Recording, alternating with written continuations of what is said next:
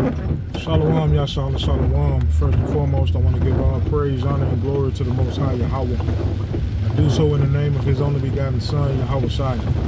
Double honors to the apostles and elders of Yashah Allah. Call Haloyim La Yahweh Bahasham Yahweh Shai Bahasham Harakah Kodash. For blessing our elders with the spirit of truth so that we may know. Shout out to the Akim and the Akwaf that's keeping the faith and the work. Y'all keep at it. It's your brother Abaya coming at you on more quoted precepts. Scripture tells us to walk circumspectly, not as fools, but wise, redeeming the times because the days are evil. Also understanding the will of the Most High in walking circumspectly. Right? Understanding that the Lord is going to crank up evil in these times. Right? The Lord is going to allow Esau Edom to fully get loose. According to the book of Daniel chapter 12 and verse 1, it'll be a time such as never was since there was a nation. The Lord is going to allow the 2/3 to get loose, like it says in the book of 2 Ezra chapter 15. You have individuals kicking in doors for lack of bread and for great tribulations. Friends shall fight against friends as enemies. All right? So we're seeing the new breed of Jake. We're seeing the new breed of people.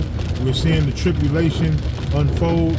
We're seeing all of these end-time prophecies happening at the same time.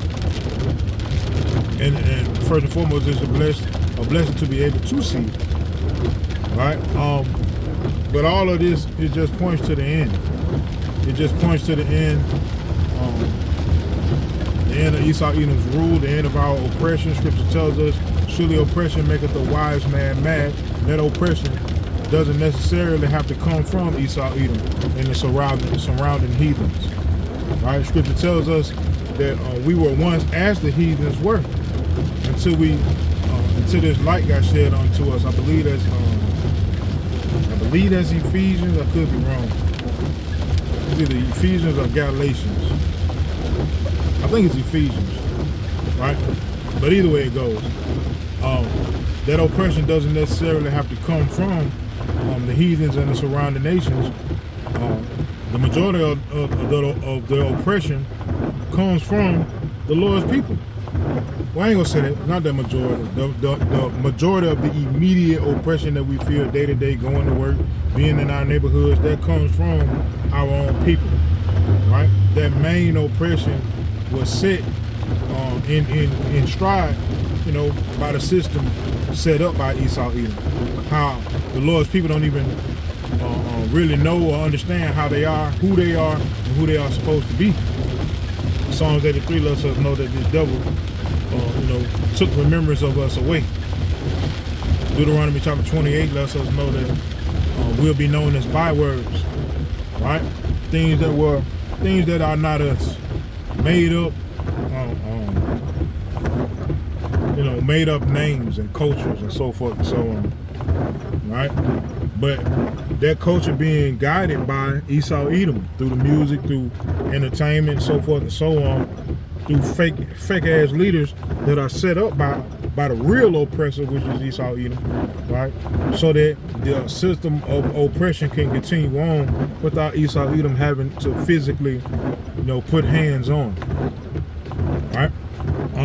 All of that is coming to an end, right? And we're blessed to be able to see and recognize that, and to be able to do what we need to do spiritually and physically in order to be possibly seen, hopefully seen in the eyes of the Lord as His elect, the Israel of power. All right? I don't plan on making this a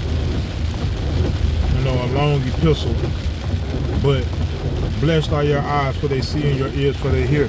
The daughter of Babylon is done and we can see it. Right? So call Haloyim La, Yahweh Bahasham Yahweh Shai, Bahasham Harakah Kodash, for that and for this epistle. So I am with that, man. Shalom, Yasharallah.